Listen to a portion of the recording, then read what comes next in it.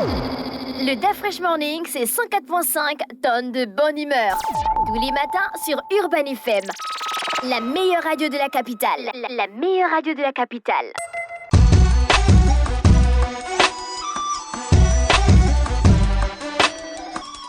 Vous êtes sur Urban FM 104.5, la station urbaine, dans votre émission Le DAF Fresh Morning avec René Ruth.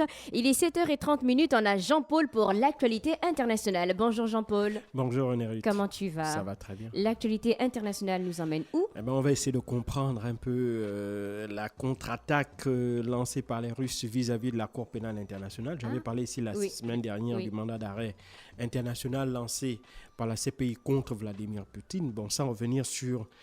si tu veux, sur les incidences, les incidences juridiques, les effets juridiques de ce mandat d'arrêt qui est de nul et de non-effet, parce que la Russie n'a pas ratifié le statut de Rome. Elle est certes signataire, mais elle ne l'a pas ratifié. Donc ça veut dire que la Russie ne reconnaît pas la Cour pénale internationale, comme un certain nombre de grands pays, les États-Unis, l'Inde, la Chine, Israël, etc.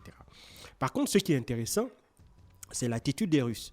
Et c'est là toute la différence à laquelle maintenant va devoir faire face la Cour pénale internationale. Jusqu'à présent, depuis 1987 jusqu'à aujourd'hui, elle s'était attaquée à des pays qui n'étaient pas des puissances en réalité, qui étaient des pays qui avaient une influence très faible, très limitée, aussi bien géographiquement que politiquement qu'économiquement. Et donc, c'est la raison pour laquelle les différents mandats d'arrêt qu'elle a toujours lancés ont pu, pour la plupart du temps, pu être exécutés par les États parties signataires du traité de Rome. Or là, maintenant, on est dans un cas de configuration totalement particulier. J'en avais parlé ici concernant la Russie. La Russie, non seulement c'est une puissance économique, puisqu'elle est l'un des leaders mondiaux sur le plan énergétique.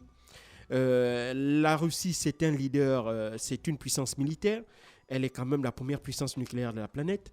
La Russie, c'est une puissance politique, puisqu'elle est membre permanent du Conseil de sécurité avec un droit de veto.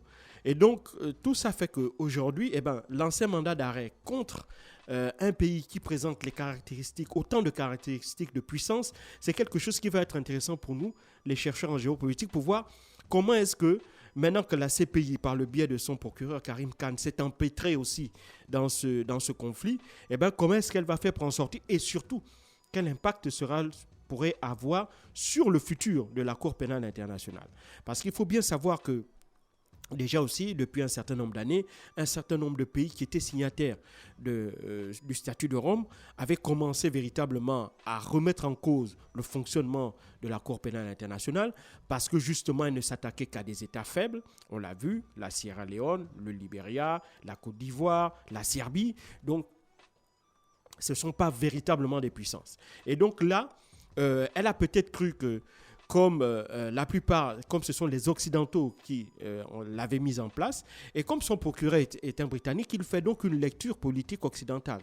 Et je pense que la grossière erreur commise par la CPI, c'est d'avoir maintenant politisé, si tu veux, le débat concernant la guerre en Ukraine. La question qui était de savoir si les crimes contre l'humanité qui avaient été commis en Ukraine devait faire l'objet de poursuites. D'un point de vue purement moral, oui, ça devrait faire l'objet de poursuites, comme n'importe quel crime de guerre ou crime contre l'humanité commis à quelque endroit que ce soit de la planète. Malheureusement, on constate que depuis la mise en place de la CPI en 1997, la Russie n'est pas le premier État à avoir commis des crimes de guerre et voire des crimes contre l'humanité et à avoir été poursuivi par cette dernière. Puisqu'on a en tête les pays occidentaux qui sont, les plus grands diffuseurs de guerre, parce qu'il faut savoir que les Américains, entre 1945 et 2023, les États-Unis ont participé à plus de 80 théâtres d'opération, voire 90 théâtres d'opération.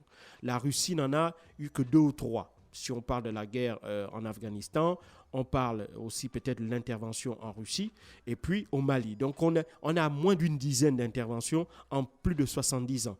Or, les États-Unis sont largement en tête avec plus de 80 ou 90 théâtres d'opération.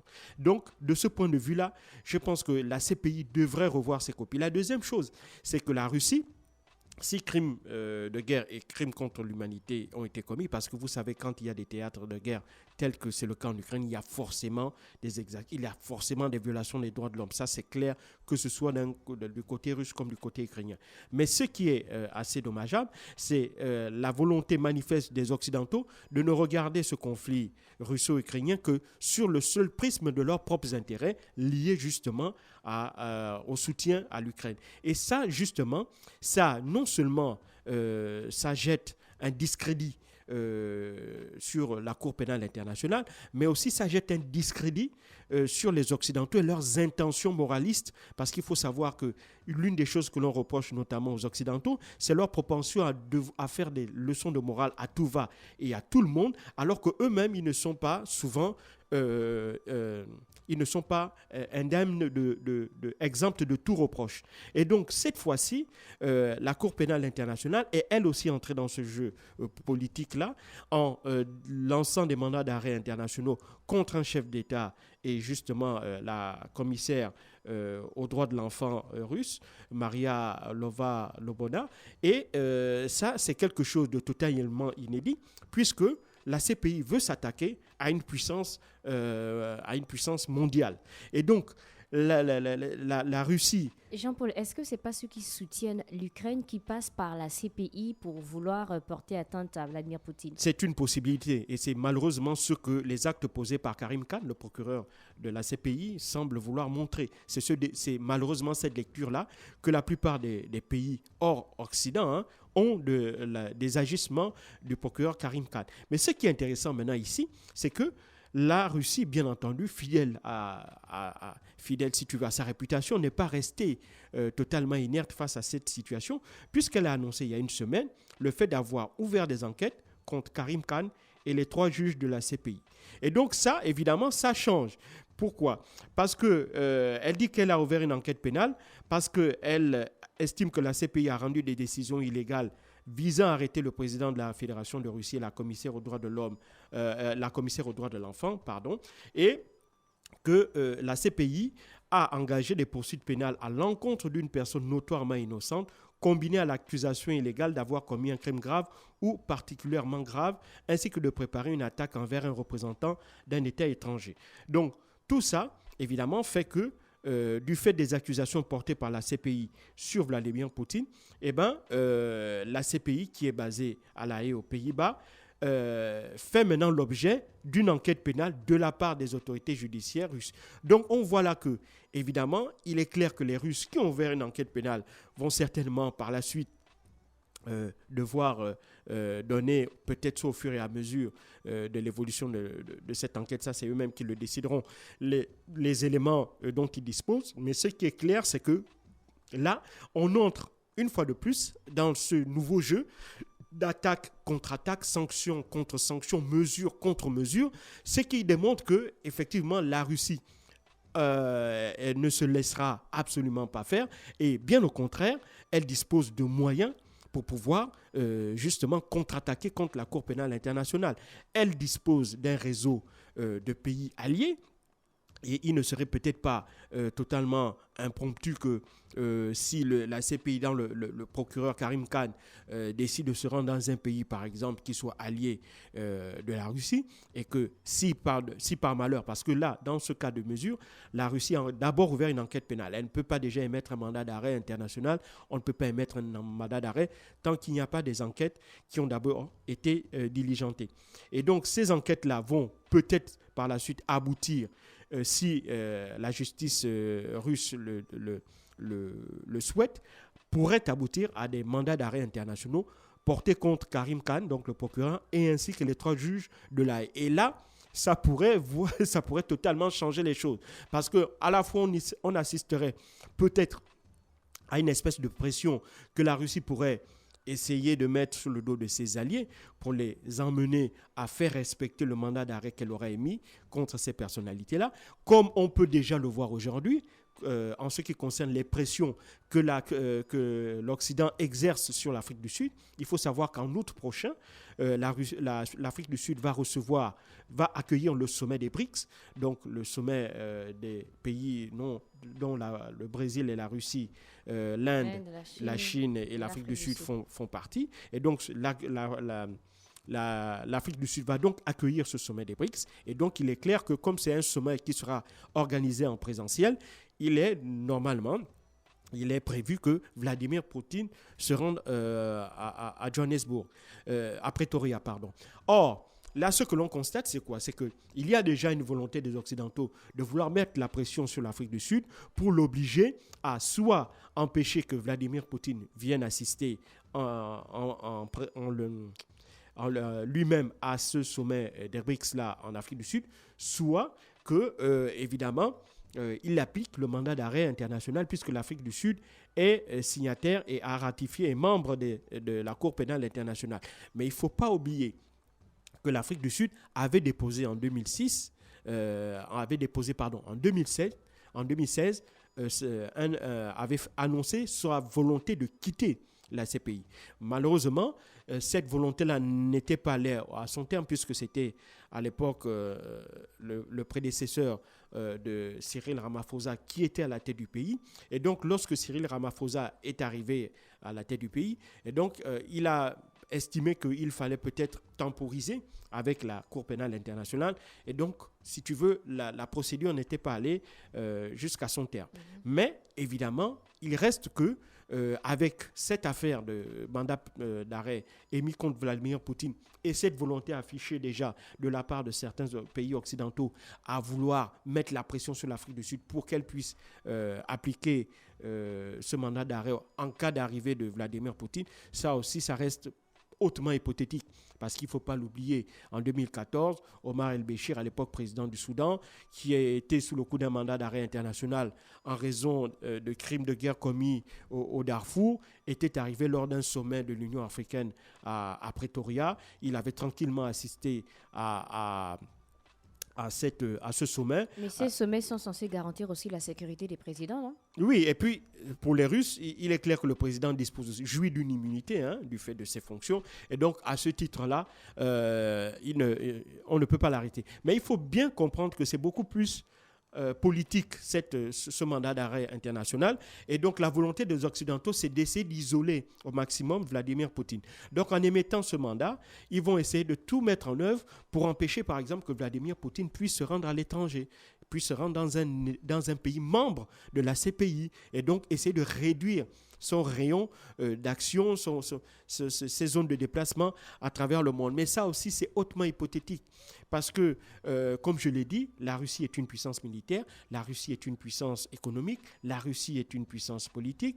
Malgré les sanctions sans précédent lancées par les Occidentaux depuis plus d'un an, eh ben, la Russie s'en sort très bien. Les chiffres du Fonds monétaire international le prouvent. La croissance, le PIB russe se porte bien. La croissance, l'économie russe n'avait décroché que de 2,1% contre les 8,1% qui avaient été prévus initialement lorsque les Occidentaux avaient mis leurs sanctions. Et puis, il faut savoir que le taux de croissance pour 2023 sera de l'ordre de 2,1%, donc largement supérieur au 1,6% du taux de croissance de la zone euro. Et en 2024, cela sera encore plus important. Et surtout que la Russie, depuis la mise en œuvre des sanctions, eh ben, elle ne s'est jamais portée aussi bien sur le plan économique. Déjà, sa balance commerciale a été largement, ce qu'on appelle la balance de compte courant, c'est-à-dire la balance des devises, a été largement excédentaire, plus de 227 milliards de dollars rien que pour l'année 2022. Le taux de chômage est extrêmement bas, moins de 3,5%. Donc la Russie est en situation de quasiment de plein emploi.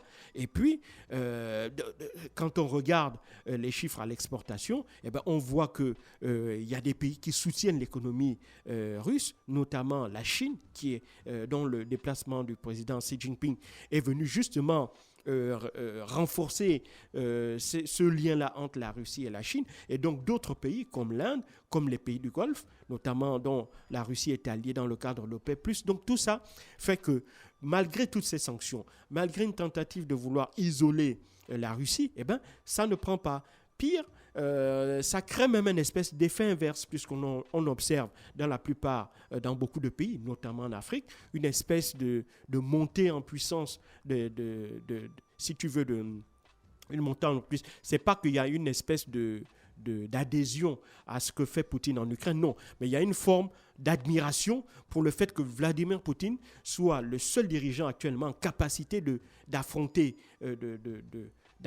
de manière violente et frontale la toute-puissance occidentale. Donc c'est ce qui fait qu'il y a une espèce d'admiration, et c'est cette admiration-là qui amène de plus en plus d'opinion publique, notamment en Afrique, à se dire que pourquoi pas essayer de s'appuyer sur la Russie pour essayer de mettre un terme à ce qu'ils considèrent comme une espèce de domination de l'Occident, notamment sur le continent africain, et d'autres pays aussi, on le voit en Amérique latine et ailleurs. Donc tout ça fait qu'on assiste à une espèce de chamboulement